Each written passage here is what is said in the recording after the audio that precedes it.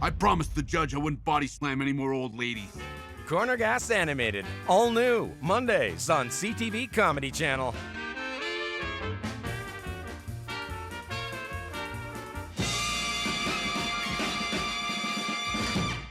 Being stuck in your home during this pandemic also means you have a home. Waiting in line for groceries means you have money for groceries. The isolation, being broke and totally scared about what's next. I was feeling that before this crisis. People say we're in this together, but me, I've got no one. Youth who have aged out of the child welfare system are in danger of falling further through the cracks because of today's crisis. They need your support. Please give today at helpyouthnow.ca.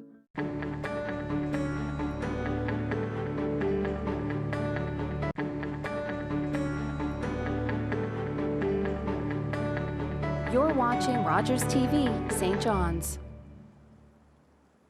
Focused on quality and convenience, there isn't much you won't find at Marie's Mini Mart. Home-style breads, sandwiches, plus a variety of artisan breads and delicious single-serve desserts available exclusively at our Frecker Drive location. Marie's Mini Mart, with 25 locations wherever you go, there we are.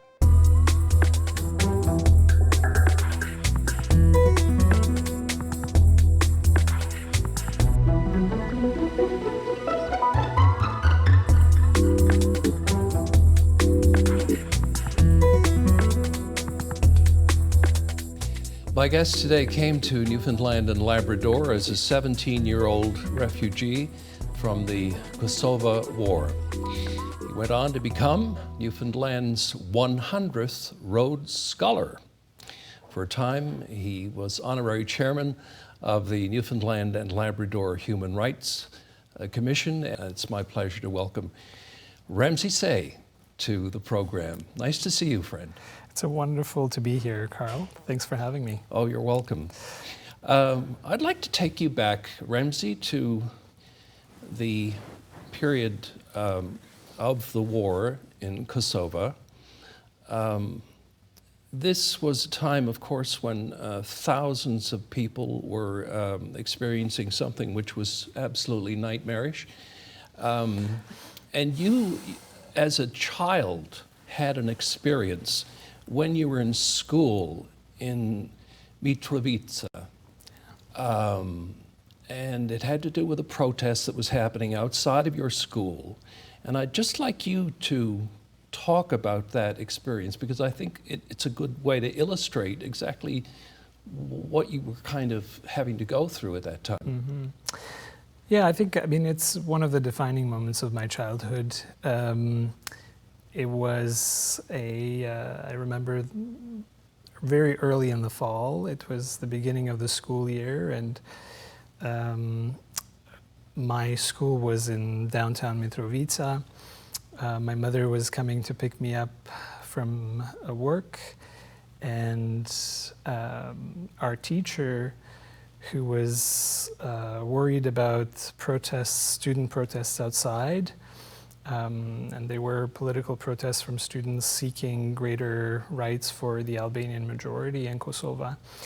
They were being attacked by the police, who were throwing smoke gas, and later it was found that they even used nerve gas on the protesters. And so my teacher had grabbed these towels that she essentially just put in water, soaked them, and she covered the windows and the doors leading to the classroom so that the gas wouldn't get in.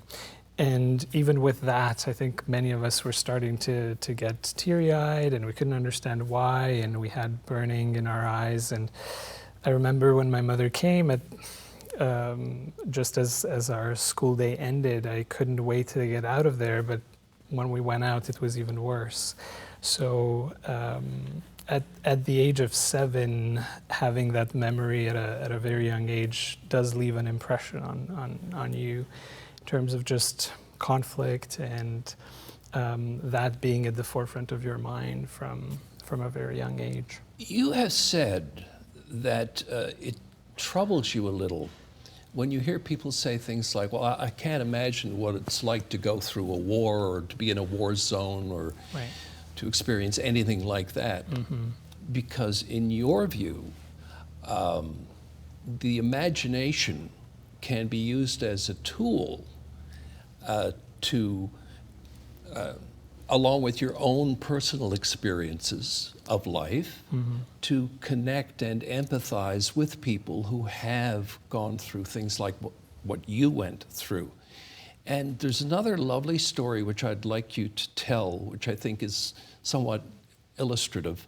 And it's when you and your mom first arrived here. You were in a grocery store, and you met a lady whose husband was a fisherman. Tell us that story. That story, I think, in many ways captures what you just spoke about, the ability that people have to imagine beyond their own experiences. And I think the power of imagination really helps us build that empathy. When we deny that imagination, equally, we become much less empathetic and understanding of other people. And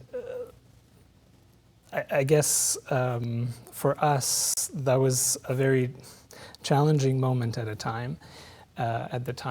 We had gone out sightseeing outside of St. John's, and our sponsors, friends who had volunteered to bring a family to Newfoundland and Labrador as, from former refugee background, and that was us, were giving us essentially a tour of the different communities outside of St. John's. And I remember being in this store with jars of jam and pickles and relish, and I'd never tried relish before, so this was my first time buying it.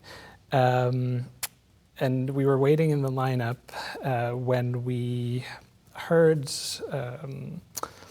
from the cashier about a lady who was in the store, and her husband had gone missing. He was a fisher and he had gone missing, and she didn't know where he was, but she was convinced that he was alive and he would someday come back to her. And she refused to acknowledge that the sea had essentially taken him and he would never be found. And at that moment, I think what left an impression on me forever was just the fact that my mother, who at the time didn't know where her son was, my brother was missing for 6 years because of the war, could really empathize with this lady whose pain she could understand from her own vantage point as a mother, as somebody who had a family member missing. But I think the most striking part was that the cashier, who had never gone through either of these experiences, as my mother explained to her what had happened to us, actually empathized with both of us, and you could see tears streaming down her face, because she knew very deep inside that losing somebody is a very human experience, and you don't have to go through the experience of losing a dear family member or not know where they are to empathize with them. That day has forever, I think, been seared in my mind as this moment when I realized you didn't have to go through somebody's very real experience of loss to be able to, I guess, extend a hand up and to understand them. And to walk a journey with them, not necessarily physically the same way that they are going, but to walk alongside with them. Absolutely. I think it's worthwhile going back to what your experiences in Kosovo were like prior to the war. Were they happy times? What was the experience like before? And you're so young. I mean, I know. Well, thank you, Carl. I'm not sure, but thank you. I'm quite sure that you know. I didn't pay you for that. You probably weren't around that many years before the war actually happened, were you? Yeah, the political situation in former Yugoslavia really began to change in the early 80s after the death of Tito. And I was born 3 years after Tito passed away.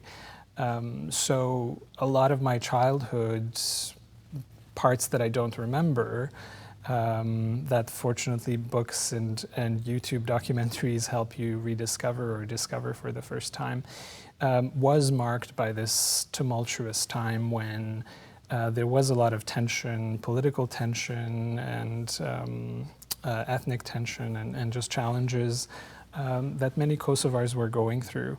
And all of that culminated in 1990 with Slobodan Milosevic getting at the helm or the top of the Communist Party and Yugoslavia as a federation.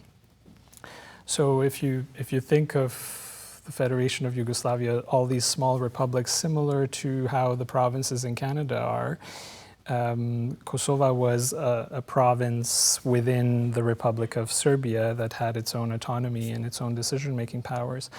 So as I went through my childhood, these political problems weren't something that happened elsewhere or something that I distantly related to. It was something that I experienced on a daily basis. So, you know, the neighboring war in Bosnia, for example, began in '92 as the Serbian military was accused of committing war crimes there and became involved in the war very actively. The international community imposed sanctions on Serbia. But those sanctions didn't only impact Serbia, it impacted families like mine. So Kosovo is very much in Europe, it's in Southern Europe. But if I describe to you the stories of waiting in lineups to get bread in 1993 or 94 for hours at a time because there were flour shortages because of European sanctions and international community sanctions, it would seem like an image from somewhere that you have associated with very much a war zone. And yet, 6 or 7 hours away drive, Greece was full of tourists from Canada and all kinds of places. So it was a childhood that was very much marked by some of these tumultuous political situations, but it was also a childhood where I got to discover a lot of what eventually or later became who I was. Eurovision, which is my favorite song contest, became my go-to TV show and a program that we'd talk with friends. Languages became something I became very interested in because of music and TV channels that we watched from across the world. And when you have access to the world and you see how other people live and languages they speak, and you have that encouragement from your parents to really discover the world and within this confine where you live, it pushes you and it inspires you to want to find a way in.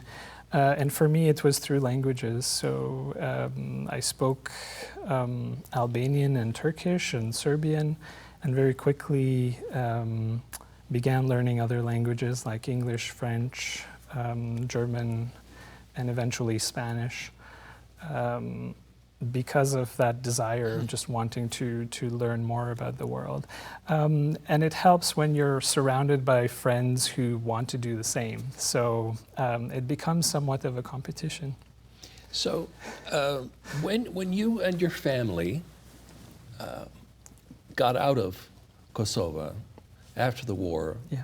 You were in a refugee camp. How is it, well, I was going to say, how is it you ended up coming to Canada? But before you answer that, what were you feeling when you were in that camp? Was it despair? Was it relief? Did you have hope? What were you feeling? I would say all of those things, and sometimes all at once.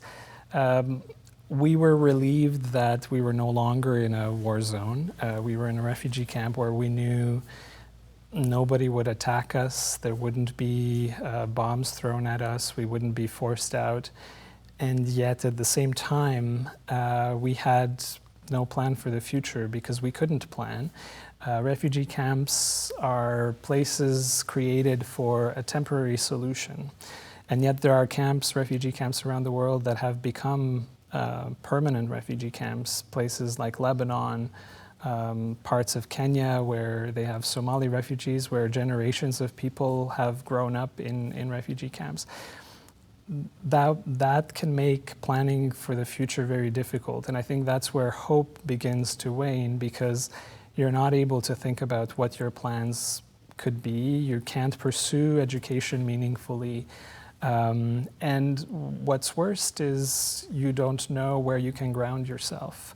As a refugee, you're stateless, so you can't belong to the country where you're being temporarily housed.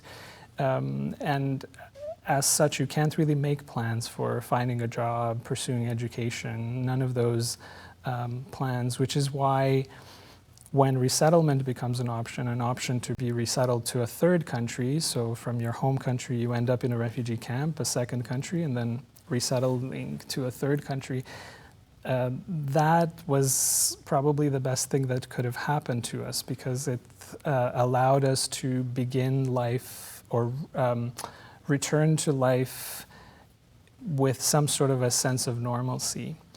I could go back to school, my parents could begin learning English, I began working and volunteering and just really trying to catch up on all these things I'd missed for a year and a half in many ways while being in that refugee camp situation. And to be honest, we didn't spend as long a time as some people spend in refugee camps. We were there for a year and a half.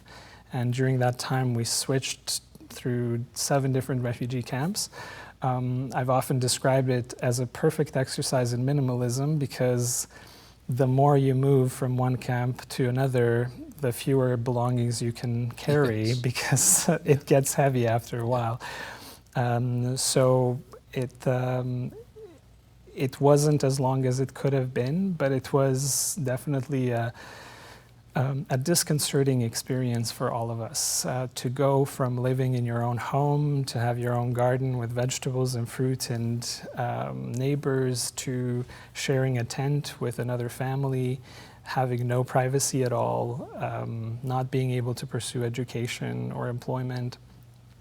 All of this is very debilitating, and I think as humans were taught to have dignity and pursue independence and our life satisfaction, refugee camps are built for a temporary solution. They're not intended to be a place where you can pursue any of those options.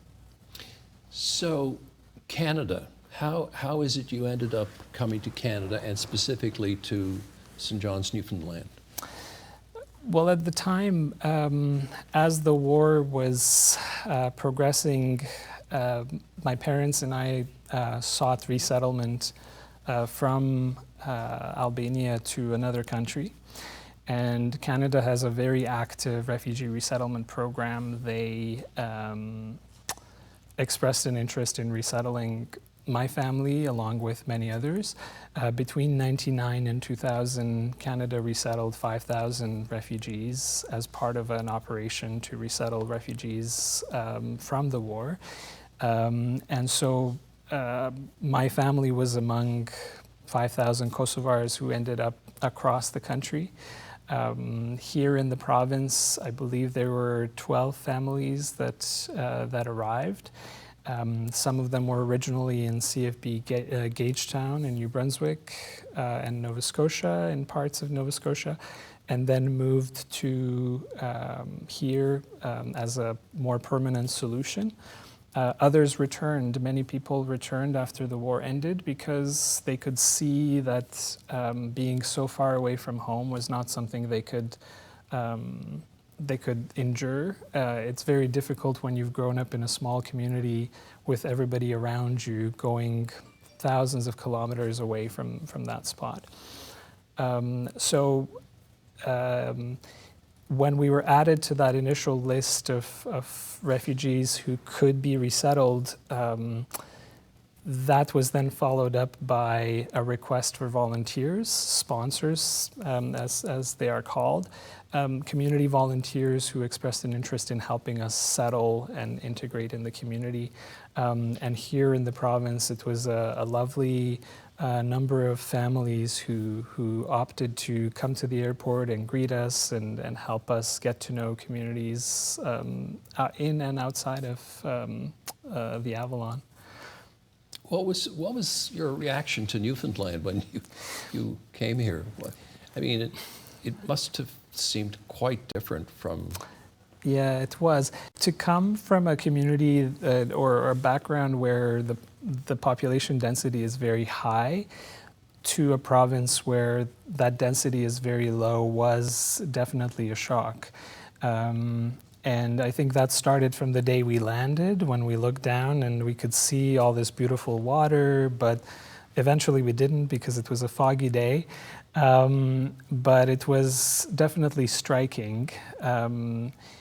Challenging for my parents because at their age, it was difficult to build or rebuild a social network in a community where they didn't speak the language, at least not for a number of years. My mother eventually became an interpreter, impressively as somebody who didn't speak the language before, but it took time. I found it very easy to adjust to, and I think looking back, it was a perfect opportunity to begin working through some of the experiences and emotions that I had shelved or set aside while I was in a refugee camp. Because during those times, you're simply thinking about survival and making it through the day, and you're not focusing on reflecting on what just happened to you. So it was a lovely community to settle in and adjust in and adapt in and really restart our lives. And it was made all the better by these volunteers who we had never met before, who came to this airport that was at the time being renovated. So there was dust falling off the ceiling and all kinds of things happening, but they made it very real. That, you know, the place we had settled in was not about the fog and about the cold and the wind. It was about the people who inhabited it and who made it a home. And for us, wonderful. That first day. Had you finished high school before you came here, or did you complete high school here? I went to Holy Heart here. I had completed the first year of high school back home, and when I moved to St. John's, that meant, because I couldn't prove how I had obtained my first year of high school, and I didn't have any documentation, I had to go through the full 3 years of high school in St. John's. And in some ways that gave me an opportunity to really kind of plan out what I wanted to do and think thoroughly what I wanted to pursue in my future, which evolved from time to time, and not least because I have a lot of passions and I enjoy doing a lot of things, and so I'd try something and really enjoy it, then I'd try something else and really liked it, and so it, for many teenagers, it changed very frequently, but it was great to have that privilege of being able to choose what I wanted to do. And then in 2010, you received the Rhodes Scholarship. You were Newfoundland and Labrador's 100th Rhodes Scholar. My goodness, how did you feel when you were awarded the Rhodes? Yeah, it was actually 2008, but 2008. I was, I'm sorry, yeah, I thought it was 2010. It was surreal, and not as surreal as going there. I think a lot of people were telling me about the meaning of Rhodes. I applied for the Rhodes Scholarship, to be frank, because I wanted to pursue my studies, and wanted to find a way in which I could pay for some of my education.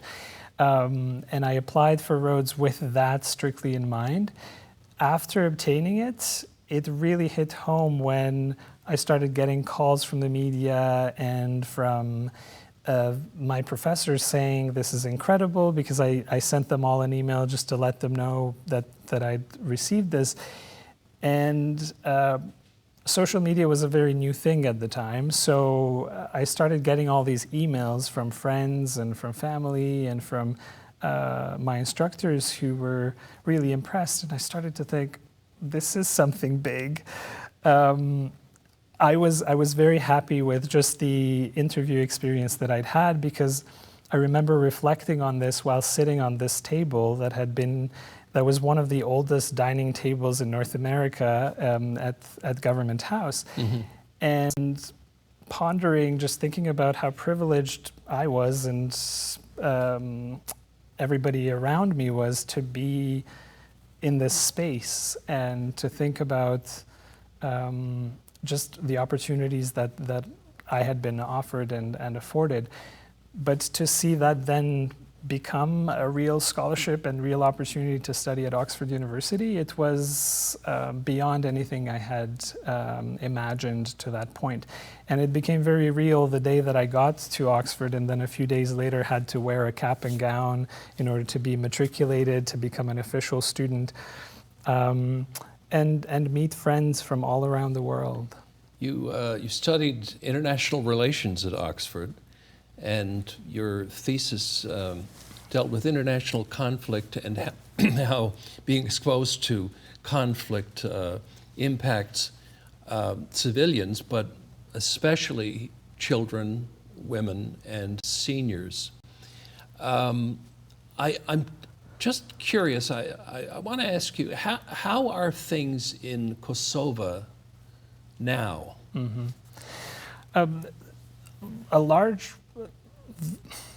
Probably the primary reason I wanted to study post-conflict nation building was to learn myself more about the lingering effects of conflict on people and on development of countries and societies.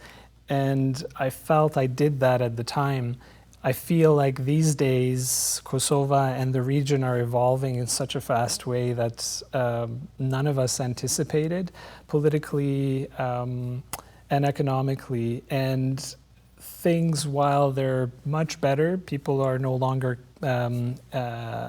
experiencing physical violence and armed violence. The lingering impacts of the war are still there. So there's still division between ethnicities. There are still efforts being made by neighboring Serbian politicians to undermine Kosovo and its efforts at statehood.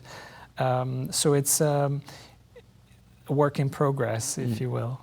Remzi, it's been wonderful having you on the program. Thanks so much for being with us. Wonderful to be here again, Carl. Thanks so much for having me. You're welcome. And that is it for this edition of Karl Wells' Point to Point. Please join us again next time.